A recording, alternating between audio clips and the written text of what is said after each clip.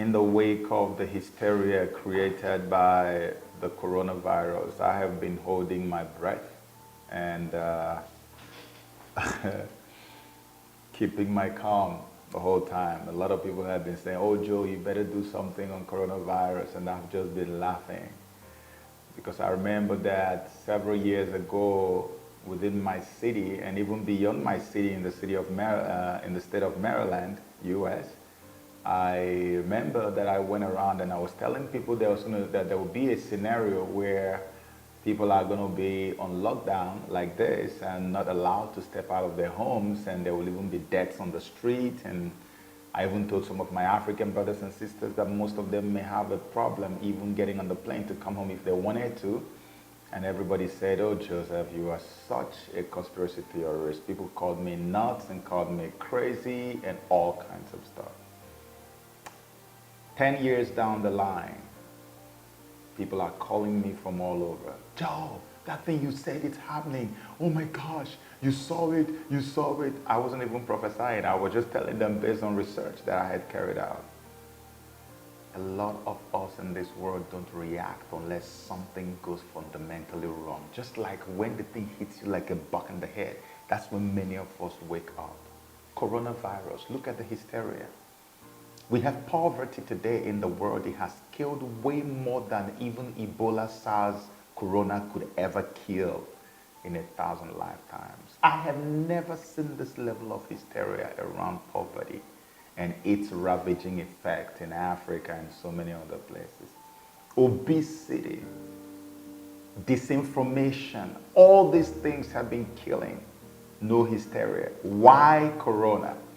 And this is not to play down on the impact or the effects of the coronavirus. I mean, it's only a madman who would deny the effect of the coronavirus, which we can all see every day, how much it's killing and how fast it's spreading. Only a madman.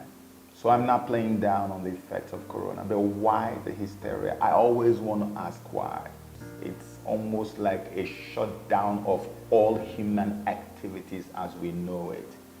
Whole cities are under quarantine. Whole nations are under quarantine. Borders are being shut down. Social distancing is being promoted. People are being told they're going to go on the mandatory vaccination, like one of these countries in Europe has just said. Mandatory vaccination. Why must I be mandatorily vaccinated? Why? What is in the vaccine? Don't I have the rights anymore to say, no, I don't want it? You see, when things like this happen, you lose your rights. Because the system of the Antichrist, which is what you call the New World Order, means that you have to relinquish all of your rights. And that's exactly what is playing out right now. You don't have rights anymore. Because in the Illuminati, they have something they call the problem reaction solution. I've talked about it in so many of my videos if you followed me long enough.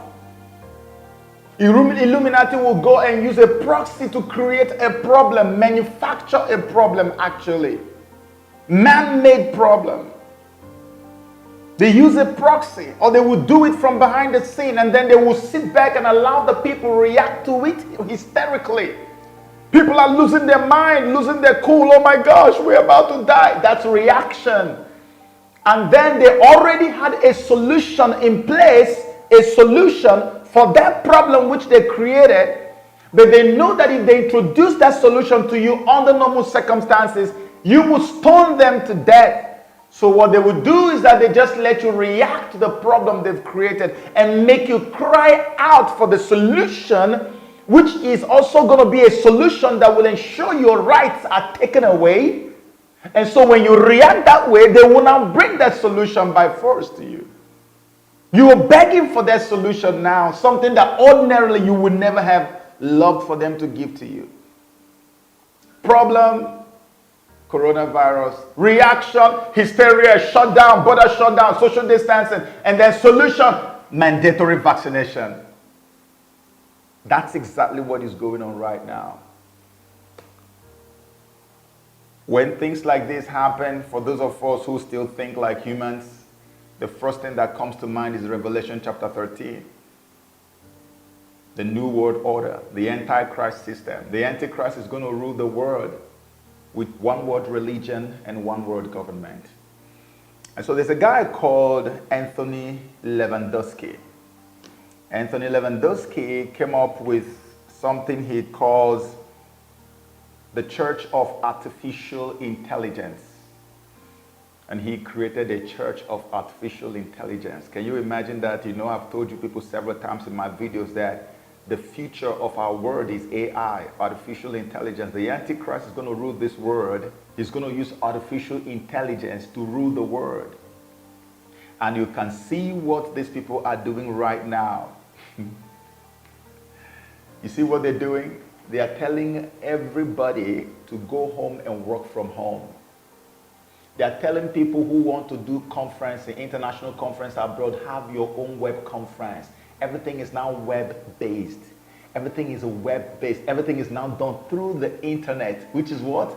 AI. So now they have finally brought you to a point where you are meant to disconnect from other human beings.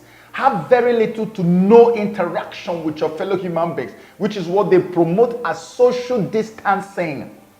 And then they make you become addicted to your new God, which is artificial intelligence, especially now that 5G is about to be launched. So all the things you couldn't do before, you can easily do now. You can attend meetings abroad from your home. AI becomes your God. Data becomes the breath of your life.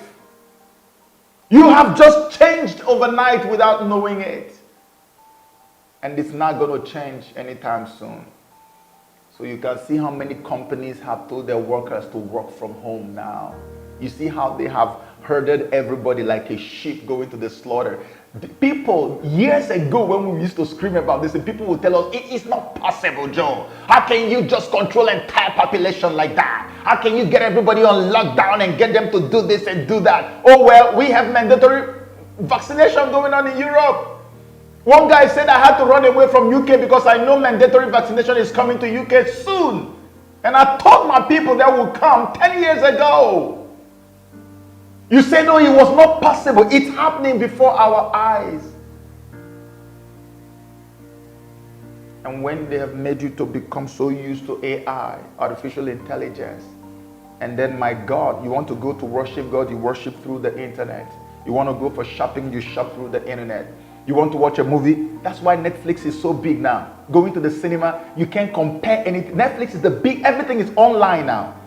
So they want to now consolidate it and make it a way of life for you. Now, what is the end result of that? When they have done this, you know, you can now shop online, do everything online with little to no interaction with anybody out there.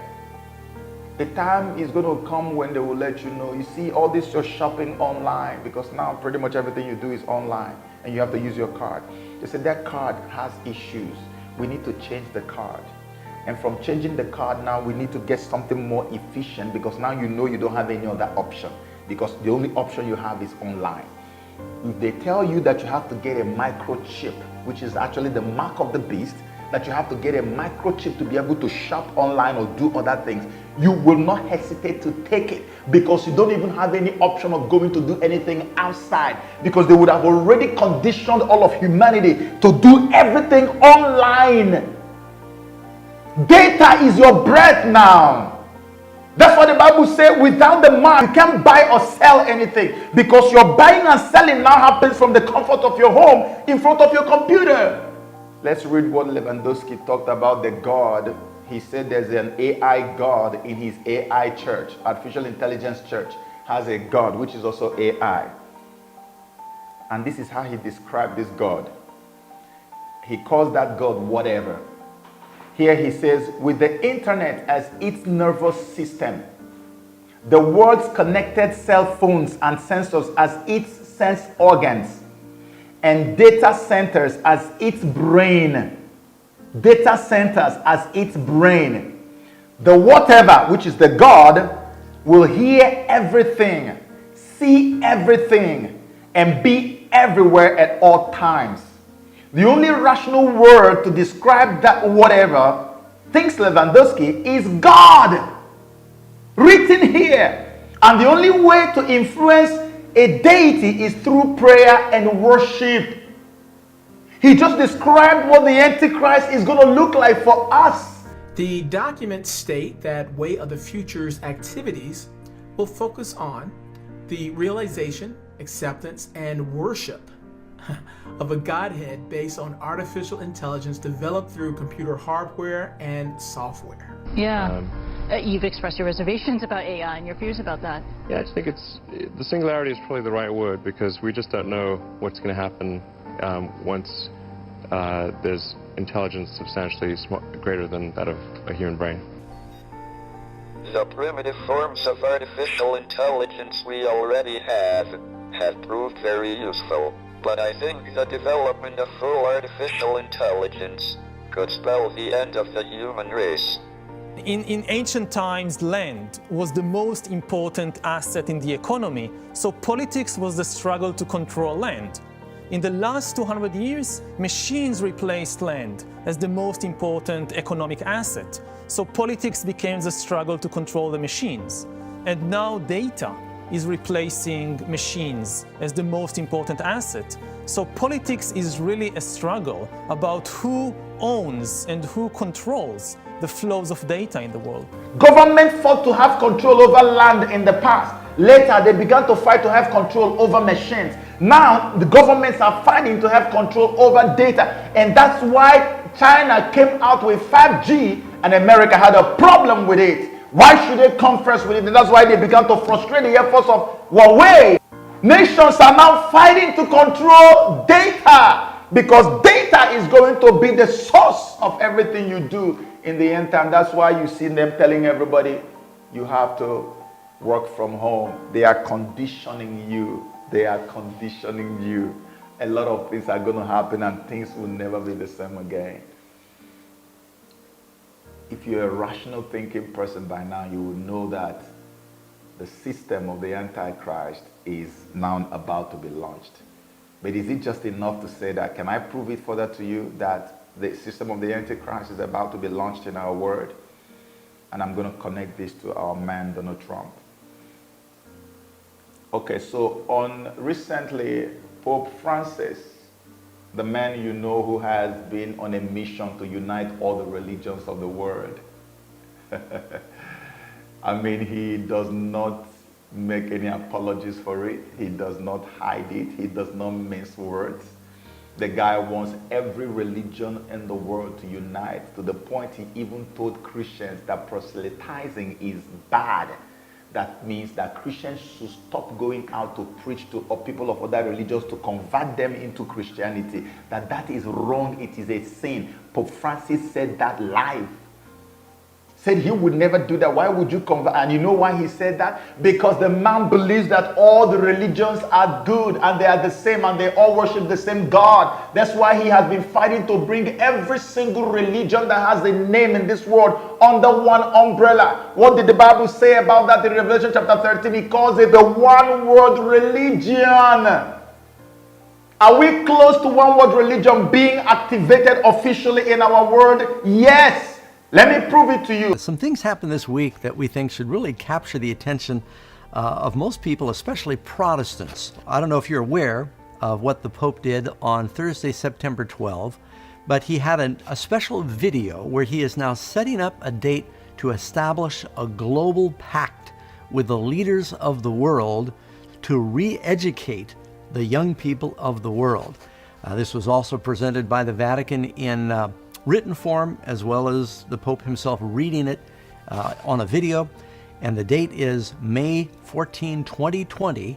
Dobbiamo puntare sulla educazione, che apre la mente e i cuori ad una comprensione più larga e più profonda della realtà. Serve un patto educativo globale. We need a global compact on education. The world needs to be re-educated, and we need the leaders of the world to come together and sign this compact. And a compact, of course, is a firm contract, promise, treaty, or an agreement. Che ci educhi alla solidarietà universale, a un nuovo umanesimo. Per questo ho promosso un evento mondiale. So he says we're going to promote this global event that is going to create a new universal solidarity. Now, that solidarity means a new unity, and that's been his mantra through his papacy, and a new humanism. He talks about, you wonder, what does a new humanism mean? Usually, churches are reluctant to talk about humanistic point of view because Christians do not have the humanistic point of view. We've got the Christian worldview. What is humanism all about? It is a deviation from divinity.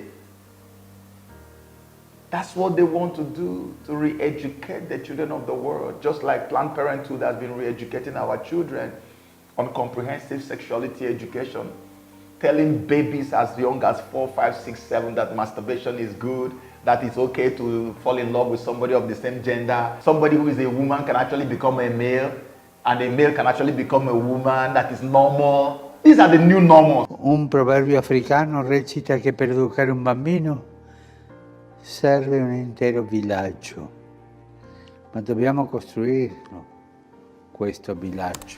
And then he quotes from a familiar proverb that it takes a village to raise a child. That was used by Hillary Clinton, both prior and during her campaign. And it sounds beautiful because the word village is not like city, it's not like nation or country or some political power. It's kind of homey. So he's saying that we need to, the world, we need to look upon the world as a village. We need to come together as the village leaders and train the children of the village. And of course, he's talking about programming the children of the world is what this is dealing with. E dobbiamo modificare il terreno delle discriminazioni, come ho sostenuto nel documento che ho recentemente sottoscritto col grande imam di Al-Azhar ad Abu Dhabi. All right, now, I don't know if you caught this, but this is the only individual that he cites in the whole video. Surprisingly, it's the Grand Imam of Abu Dhabi, Al-Azhar. The Grand Imam Al-Azhar of Abu Dhabi that he went and visited, and they signed the global pact of friendship across religions. It was after he signed that pact with that Grand Imam in Abu Dhabi that they named a huge mosque after Mary, the mother of Christ. He referenced him in this video announcement. And what is this pact for the re-education of the world's children? You remember, coronavirus is killing off the adults, the old people, the 60-somethings, or maybe 70-somethings, 80-something. These are the people they are killing. This whole end-time event we are witnessing is going to be about the younger generation because they believe the older ones are about to die off anyway. They want to re-educate you and I. They want us to begin to accept some of the belief systems that we never thought in our widest imagination that we would accept under normal circumstances. They want us to begin to accept things that were condemned by the Bible as evil and as bizarre. Pope Francis continues to shake things up in the Catholic Church.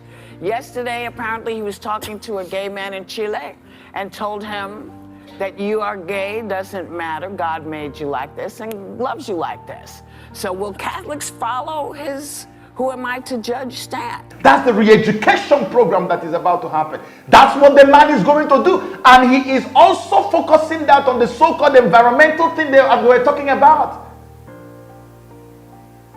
They want to re-educate the people about religion, that all religions are good. That's the re-education. Who is going to be there in attendance? The leaders of all religious groups on earth. High-profile individuals in sports, in entertainment, in politics, in every aspect of life have been invited to attend this massive global one-of-a-kind event in Rome, invited by the Pope. This is happening May 14, 2020. And guess what comes immediately after it? Immediately after it, this other particular event is going to happen. Let me read you something here. It says, on Wednesday, September 26, 2018, at the Peace Palace in The Hague, the Carnegie Foundation and the Elijah Interfaith Institute announced that a declaration of friendship across religions intending to foster peace is in the making.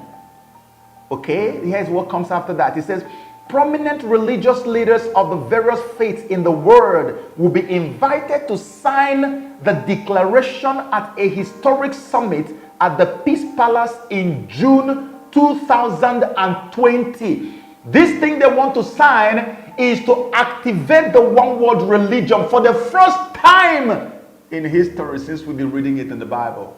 And look at what Prophet Sundar, this Indian prophet, look at what he said about Pope Francis regarding the one world religion. Now I tell you some current news that is going to happen. 3 years ago, the Lord showed me, which I have now made public, that the present Pope is the false prophet. You have heard that? Now, and subsequently over the years, the signs of him being the false prophet mentioned in Revelation 13 are coming to pass one by one. This year, he has made an announcement. The announcement is the formation of one world religion. And an invitation has been issued to all top religious leaders on the world to gather together September 2020 in the city of Hague in Holland at a place called the Peace Palace to sign the covenant of one world religion. Now, I don't know why Prophet Sundar says September for the signing, but what I'm seeing in the document in front of me here is June 2020. And June actually makes a lot of sense because June comes immediately after the so-called pact for the re-education of the world's children, which Pope Francis is going to have in May. So the very next month, it makes sense that they're going to go over there to go and sign this thing, which is called Friendship Across Religions, which is actually activating the one world religion. Except if the date has been moved forward to September. I don't know. Maybe that's why Professor Sundar called it September. But whichever one it is, whether it is June or September, the one world religion is activated in this very year. And now, let us connect some dots. Pope Francis is coming to have a program to sign a pact for the re-education of the world's children to accept the system of the Antichrist, which is the New World Order, basically. After that, the one world religion will be signed into effect, and that will become the first time that the regime of the Antichrist is taking official effect in our world. And we know that there is only one regime on earth, prominent one today that we know, that is at parallel with the New World Order. And that regime is that of Donald Trump, which explains why Pope Francis is very angry with Trump, never speaks well of him. He always criticizes Donald Trump. Never, they're not friends. Because the man is at parallel, whatever he's doing is at parallel with the dictates of the New World Order. And now, if the New World Order is actually beginning officially in June or September, according to Professor Sundar, how do you expect them to have Donald Trump come back to power again if Donald Trump is the only formidable force that is antagonistic to their New World Order system? You see why I said in my previous video that the fight to get rid of Trump is completely valid and it is on a top gear right now as we speak. Even this whole corona is also part of what they want to use to humble and humiliate Donald Trump out of power. Let me explain that to you. Let me explain it to you. First of all, they started with the Mueller investigations, Russia collusion. It turned out the collusion was a delusion. They came up with Stormy Daniels. They came up with impeachment. There's nothing they have not done. None of it has worked. This man remains in power. These people are so afraid and so angry, especially the colonial powers of Europe, that Donald Trump is treading on grounds that no other American president had ever dared to tread on, and which is actually doing things that will make them to lose all their colonial countries that they colonized in Africa, which they have continued to rule over till this day by proxies. So these people are fidgeting. They are so angry. They are on edge. These people want to do everything to bring Trump down. That's why if you look at all the narrative going on in the mainstream media as usual, you see that they've already started blaming Trump for the coronavirus, despite all the quick action he had taken. If you look at the American economy right now, you find that the American economy is headed towards a recession, more like, okay, God forbid, but that's where it's headed now. Because they know that Trump had always been touting the strong economy that America has. Every time he makes a speech, that's the first thing he talks about. So now they want to humble him, and they also want to disgrace him. I saw the president of France, Macron, the other day on the screen, making some very sweeping changes, destroying every aspect of life in France. You are blocking border, you are blocking, like virtually nothing. It's like everybody should just stay indoors like a prisoner because of coronavirus. Because of coronavirus. And all these things they do is to make sure that Trump does the same thing. Before you know it, they will also come out and say, oh, martial law, like just the way Spain or whatever declared mandatory vaccination. They also expect Trump to do this. So everything they want him to do, they are doing it. And they make the whole world see it so that if they do it and Trump doesn't do it, the moment they report extra deaths in America, they say, it's because he's not doing what Europeans are doing. And they're going to show the whole world that, oh, we did this and it worked. So they expect him to do the same thing. But I'm saying to Donald Trump, listen, do what works for Americans. Don't listen to them. Don't watch what they are doing. This virus is dangerous. It's a killer virus. But do what only works for Americans. You don't have to declare martial law. You don't have to begin to stop vehicles, people from traveling from one state to another. Don't block interstate travels. Take your time and put measures in place to curtail and contain the virus. This is aimed at him. And so when the economy goes into recession, the next thing you're going to hear is, you see, we said it, America, you see, this man is incompetent. From day one, he never wanted to do anything. In fact, he even denied it. He denied that the virus was real. And now look where we are. People are dying. Economy has crashed. Everything is down. How can you have this man as president? And then that's when you see the head of Hillary will now begin to rear up. Have you noticed that the two Democratic presidential hopefuls, Biden and Sanders, I said it in my previous video, two of them have indicated they are going to have females as their vice presidents.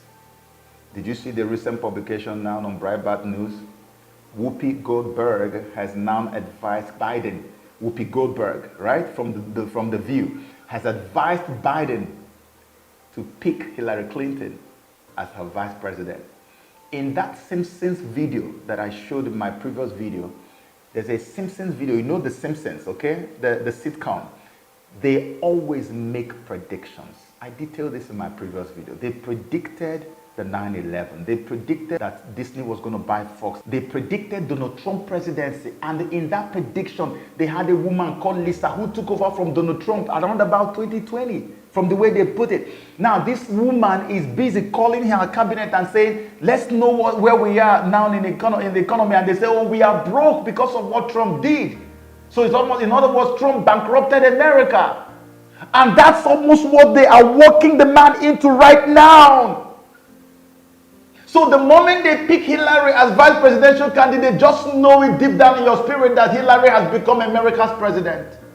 No two ways about that. And that Hillary you are looking at there is 100% in compliance with the New World Order, which is going to take effect between May and June, according to Pope Francis. You see the connection of all the things that is going on.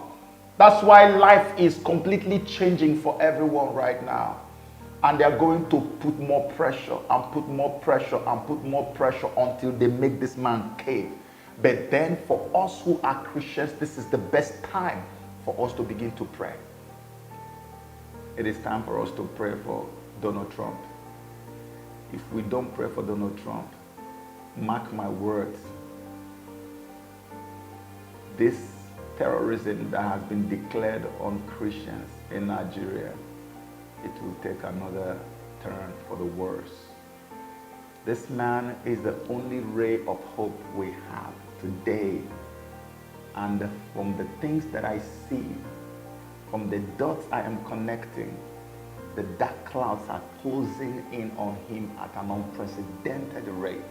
And I feel like if we can rise up to pray, God will come and save him and keep him for us for at least another 4 years, so that we can consolidate, so that he can also consolidate on the little gains that we have made.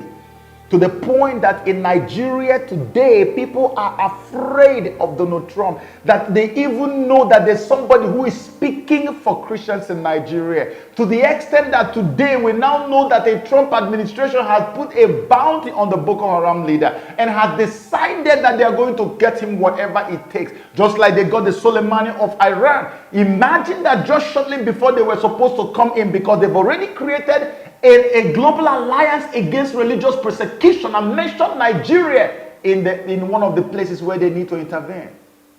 And right before they came, look at coronavirus everywhere. These people are fighting, and this whole thing is all for the soul of Africa. I wish that Africans will understand this. That's why we created a campaign group for Donald Trump. It's called Africans for Trump 2020. I was shocked that I mentioned it briefly in my previous video, and before you know it, so many people have registered. I'm asking you, if you have not registered, please try and register. We're still going to make another video, a proper video to announce it. We are going to be in every capital in Africa. We want to pray, not only pray, then call our peoples abroad. If you are in Africa, those of us in America, we will call around. We will visit people and talk to them about the importance of casting our vote for this man and supporting him. It is very crucial, my people. I used to be so confident that nothing will happen to him. Now I have little fears and I have reasons to be afraid. And I think it is time for us to pray like we've never done before for Donald Trump, because the evil clouds are closing in. Our world has changed. It has changed forever.